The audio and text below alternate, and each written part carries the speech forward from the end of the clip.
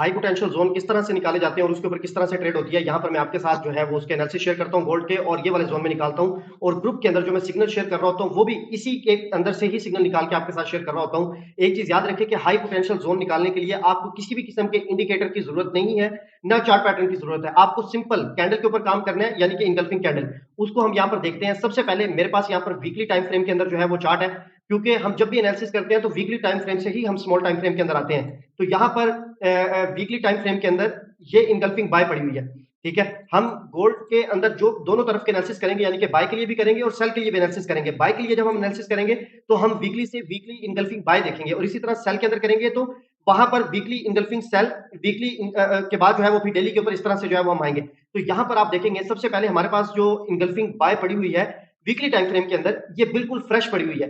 इसके अंदर क्या है कि मार्केट ने यहाँ पर इसको कंप्लीट किया है और अभी तक इस एरिया को टेस्ट करने मार्केट नहीं आई, तो ये एरिया बिल्कुल फ्रेश पड़ा हुआ है। वीकली टाइम फ्रेम के अंदर याद रखें कि जब मार्केट एक बार उस एरिया को टेस्ट कर देती है तो अगेन भी वो चल जाता है, दूसरी बार तीसरी बार भी वो चल जाता है, क्योंकि वो हाइप उसके अंदर जो है वो बड़े टाइम फ्रेम की जो है वो इंगल्फिंग होती है। तो इस वजह से ये एरिया 2 से 3 बार चल जाता है। बहरहाल अभी तो ये फ्रेश है, और फ्रेश एरिया के अंदर जब आप फिल्टर करके जोन निकालते हैं, वो जोन फिर हाई पोटेंशियल जोन जो है वो कहलाता है। इस जोन को ये जो बड़े फंडामेंटल्स हैं सिर्फ ये ब्रेक कर सकते हैं, अदरवाइज नॉर्मल रूटीन के अंदर मार्केट में ये ब्रेक नहीं हो सकते। और ये जब वीकली टाइम फ्रेम के अंदर जिगजैग आप देखते हैं मार्केट कर रही होती है, तो वहां पर ये पूरे का पूरा जो ट्रेंड होता है उसको भी रिवर्स कर देते हैं। तो यहां पर हम इसको मार्क कर लिया, अब इसको लेके चलते हैं डे के अंदर।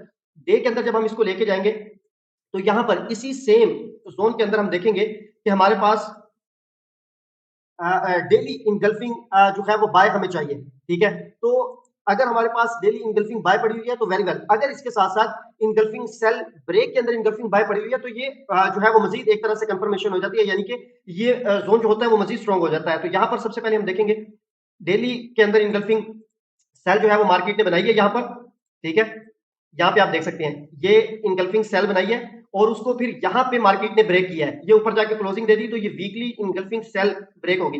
तो जब ये ब्रेक हो जाती है तो फिर ये एरिया अगर इसके अंदर जो है वो इंगल्फिंग बाय ना भी हो, फिर भी ये एरिया बाय के लिए यूज होता है। लेकिन अगर इसके साथ यहाँ पर बाय का एरिया भी हो जो कि यहाँ पर पड़ा हुआ है, तो फिर ये डबल स्ट्रॉन्ग हो जाता है। सबसे पहले क्या था इसके अंदर, हमने देखा था ये एरिया, यहाँ पर आप देख सकते हैं वीकली इंगल्फिंग बाय है। वीकली इंगल्फिंग के बाद हम डेली के अंदर आए तो इंगल्फिंग सेल ब्रेक है, प्लस उसके अंदर जो है यहाँ पर इंगल्फिंग बाय जो है वो पड़ी हुई है, ठीक हो गया। अब इसके अंदर हम इसको जो है वो अगर एरिया को देखेंगे कि ये कितना बन रहा है, ऑलमोस्ट यहां से लेकर यहां तक ये 60 पिप्स का जो है वो एरिया बन रहा है। तो जोन बड़ा है, इसको हम मजीद फिल्टर करते हैं। उसके लिए डे के बाद हम जाएंगे H4 के अंदर। ये सेम जोन के अंदर अगर हमें यहां पर फ्रेश कैंडल जो है वो मिलेगी तो उसको हम मार्क कर लेंगे, जो कि यहां पर पड़ी हुई है, बिल्कुल फ्रेश जो है वो जोन पड़ा हुआ है। आप यहां पर इसको देख सकते हैं, ठीक है। इसको सिंपल इस तरह से एग्जैक्ट इसकी हम मार्किंग कर लेंगे। अब ये जोन जो है हमारे पास यहां पे ये, अब ये कितने पिप्स का जोन बन गया, ऑलमोस्ट ये 15 से 16 पिप्स का जो है वो जोन बन गया, ठीक है। ये जोन जब भी मार्केट यहां पर डाउन साइड पे आएगी, ये 14 से 15 पिप का जोन बना है, तो ये एरिया मार्केट के लिए हाई पोटेंशियल जोन का जो है वो काम करेगा, और यहां से मार्केट हमें इजीली जो है वो 100 और 150 पिप्स तक जो है वो दे सकती है, ठीक है। सिर्फ अगर कोई बड़े फंडामेंटल है वो भी हम डिस्कस कर लेंगे जो इस वीक के अंदर है, उन अगर उस टाइम पे मार्केट इसके करीब खड़ी हुई है और वो फंडामेंटल आ जाते हैं तो वो इसको ब्रेक कर सकते हैं, ठीक है। अदरवाइज अच्छा, इसके अंदर अगर हम मजीद एक एरिया देखेंगे तो यहां पर भी पड़ा हुआ है ये H4 के अंदर, ये जस्ट H4 के अंदर पड़ा हुआ है, ठीक है। H4 के अंदर इंगल्फिंग सेम जो हमने डे के अंदर देखा था, यहाँ पर क्या इंगल्फिंग सेल के बाद ये एरिया यहाँ पे ब्रेक किया, और ब्रेक करते हुए मार्केट ने इसके अंदर इंगल्फिंग बाय बनाई है। लेकिन ये इंगल्फिंग बाय जब आप देखेंगे, सिर्फ मैं इसको इसलिए मार्क कर रहा हूं कि ये H4 के अंदर है, अगर ये इससे कम टाइम फ्रेम के अंदर होती तो मैं इसको जो है वो मार्क नहीं करता। अब यहां पर जब मार्केट आएगी इस एरिया के अंदर, इसको भी हम यहाँ पे मार्क कर लेते हैं, ठीक है। ये जोन आपके पास यहाँ पे शो रहा होगा। तो यहां पे जब मार्केट आएगी जो इसकी मूव हो सकती है, यहां से जो मार्केट की मूव है वो हमें 50 से 60-70 पिप्स तक की मूव मिल सकती है। उसकी रीजन ये है कि यहां पर ये जो कैंडल है इंगल्फिंग बाय की, ये हेल्दी कैंडल नहीं है, ये वीक कैंडल है, ठीक है, क्योंकि ये डोजी टाइप है। तो यहाँ से हमें मार्केट जो है वो 50 से 60 पिप 70 पिप्स तक दे सकती है और उसके बाद यहाँ पर अगर मार्केट आती है तो ये फुल पोटेंशियल जो है वो जोन होगा बाय के लिए, ठीक है। यहाँ पर मार्केट की मूव जो है वो इस तरह से हो सकती है।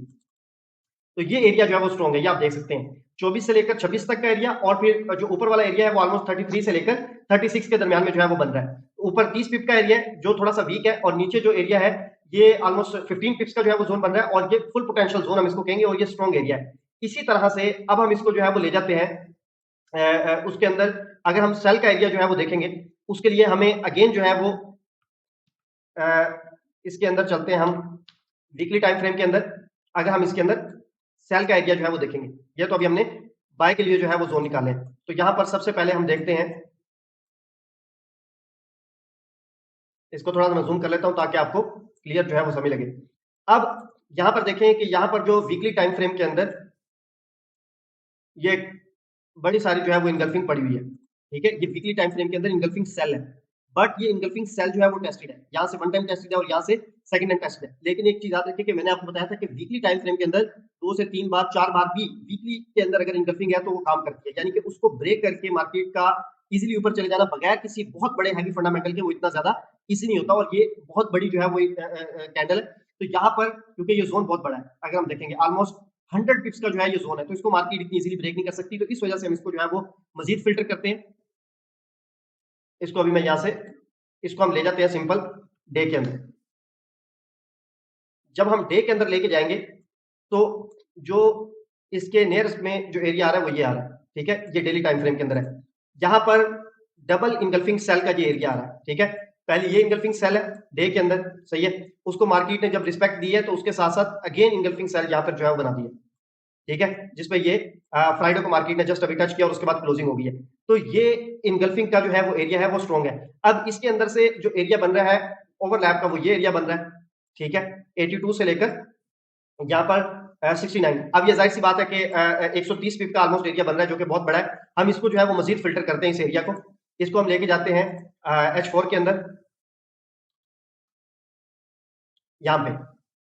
तो यहाँ पर आप देखेंगे सेम हमें अगेन यहाँ पर ये इंगल्फिंग सेल पड़ी हुई है, ठीक है। यहाँ देखिए सेम इंगल्फिंग सेल पड़ी हुई है, और यहाँ पर फिर जो है वो इंगल्फिंग सेल पड़ी हुई है, ठीक हो गया।